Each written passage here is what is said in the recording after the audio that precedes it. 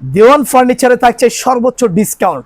সুপ্রিয় দর্শক, আপনারা যারা ফার্নিচার নিতে চাচ্ছেন, এখানে বেডরুম সেট রয়েছে, সোফা সেট রয়েছে, এখানে সিঙ্গেল সোফা সেট পাচ্ছেন, আপনারা বেড পাচ্ছেন চমৎকার ডিজাইনের ভেলভেট কাপড়ের, অনেক সুন্দর, যা বাসা বাড়িতে অনেক সুন্দর লাগবে।